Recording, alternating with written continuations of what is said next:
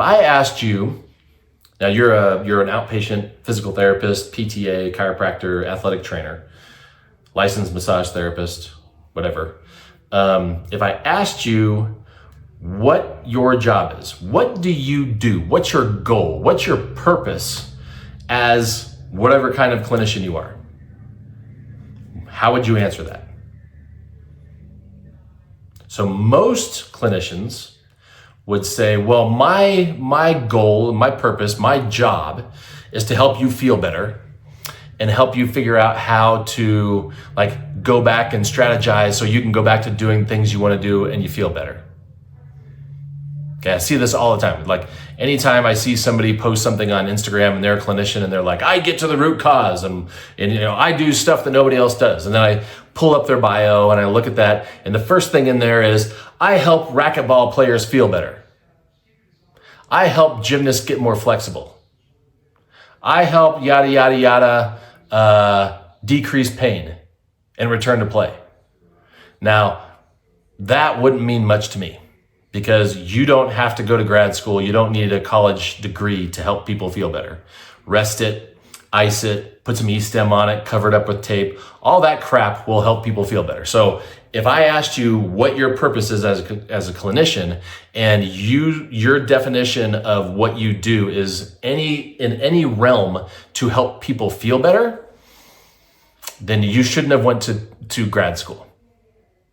Okay, so let's work through a case study and see what I'm talking about. So this is similar to something that we talked about, I believe it was on day 2 of the 3-day challenge, and what your job is as a clinician when somebody is referred to you for something, but you don't think that something is their problem.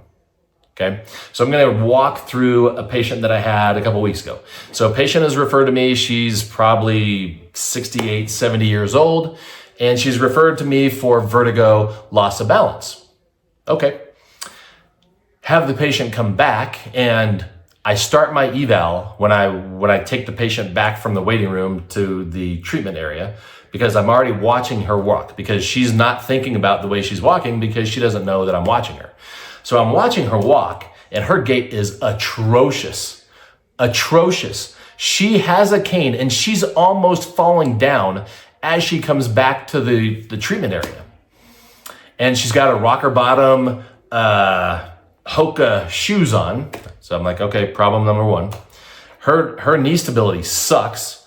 Problem number 2. Her trunk is swaying all over the place. Problem number 3. When she sits down on the chair, she just falls down and plops into the chair. Problem number 4. So I'm like, all this stuff is racking up in my head. Okay. And so I have her sit down and I say, so tell me what's going on. Oh, I have vertigo. Okay. What makes you think that you have vertigo? Well, that's what my doctor told me. I fell down and he said that I have vertigo. So I'm coming here for my vertigo. Okay. So we're going to talk about this problem on a different video pretty soon about how physicians and physical therapists and chiropractors and whoever else should not be telling people they have a diagnosis. It is the most asinine thing that we do. So we're going to talk about that later. So let's go back and stick on this. So I said, so do you have like loss of balance? And she said, yeah, I fell the other day and it feels like I'm falling more often. And I said, okay, so tell me, did you fall because you got dizzy? Like, did you stand up from sitting down and you got dizzy and you fell down, lost your balance? She said, no, I was walking and I think it was, she said her leg gave out. I said, okay. So it felt like your legs, does it feel like your legs are weak? Oh yeah, my legs are weak. Now keep in mind on her intake, the only thing that she put on her intake is that she had a knee replacement like a year ago. Okay. So I'm talking to her and I'm wondering about why her lower extremity and trunk is so bad when she's walking and sitting down.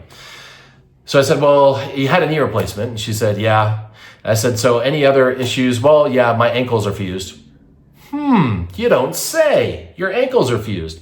I wonder if that could cause a problem with falling down. Kind of crazy. And oh yeah, I forgot. And I said, so you had a knee replaced? She goes, well, I actually had them both replaced. Okay, how long ago? Well, one was like 5 years ago. The other one was like 2 years ago. How's your leg strength? Did it feel like you got all your strength back after you did those knee replacements?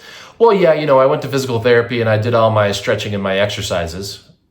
Okay, how is your leg strength? Can you walk up and down stairs? Does it feel like your leg strength is normal? Well, I can't walk up and down stairs because I can't move my ankles. Bingo. Okay.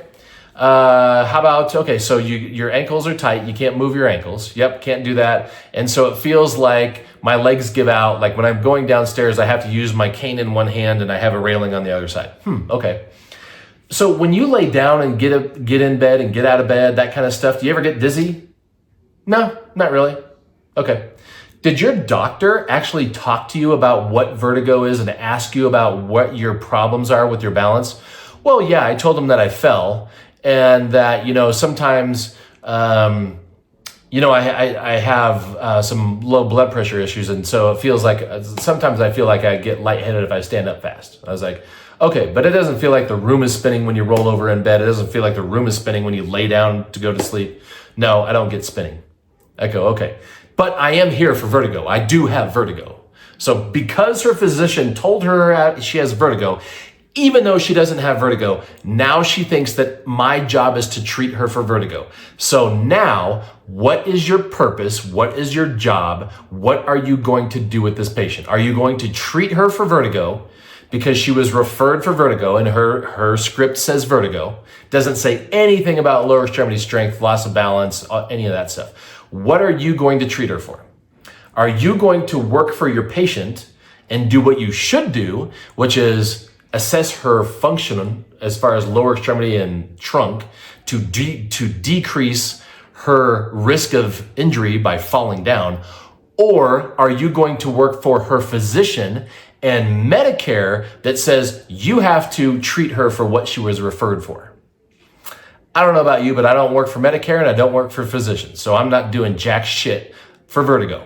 Okay. Here's what I did for vertigo. I did a really quick provocative maneuvers for vertigo. And guess what? She didn't get dizzy. So that's when I told her, you don't have vertigo. You have weak, unstable legs and ankles that don't move and knees that are dysfunctional and your trunk is swaying all over the place because you have nothing to build off of it from below. So here's what we're going to do. We're not going to worry about vertigo because that's not your problem.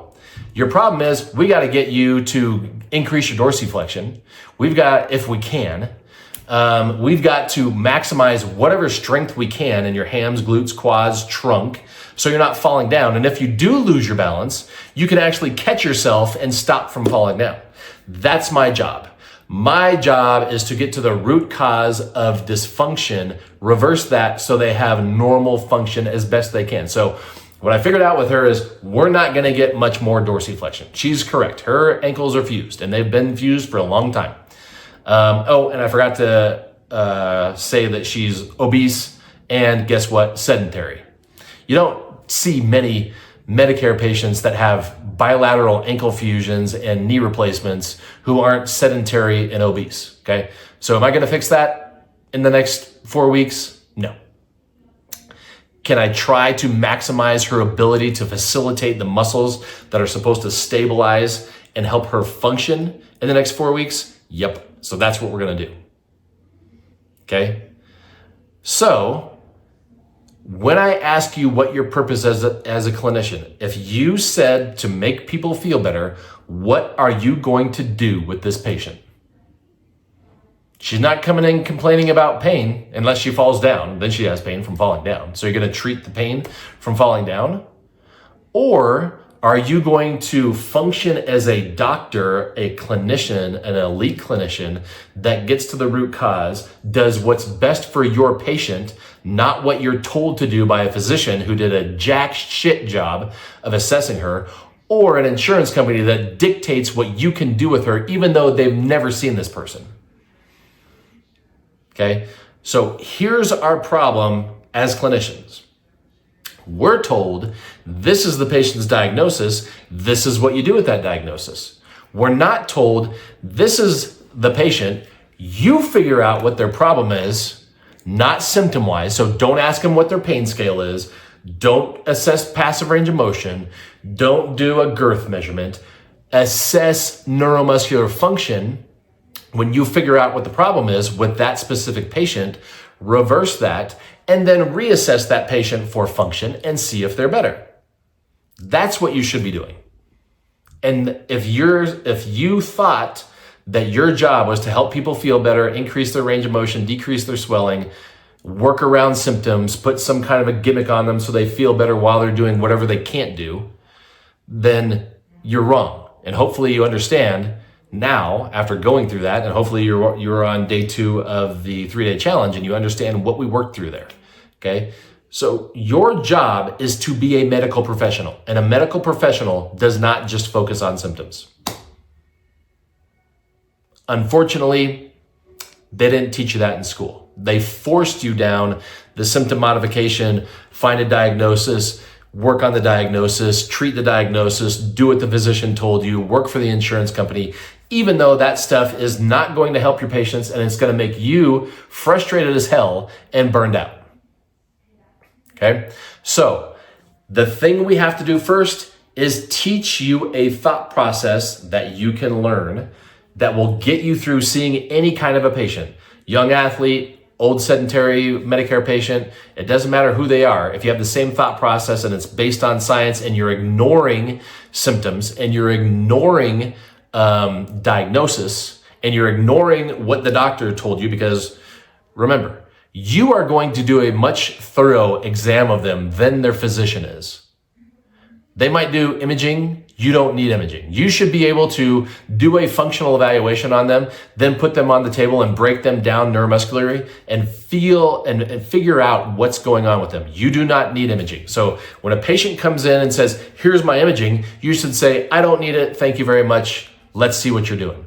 Because all imaging is going to do is bias you and send you down the road of diagnosis, symptom modification.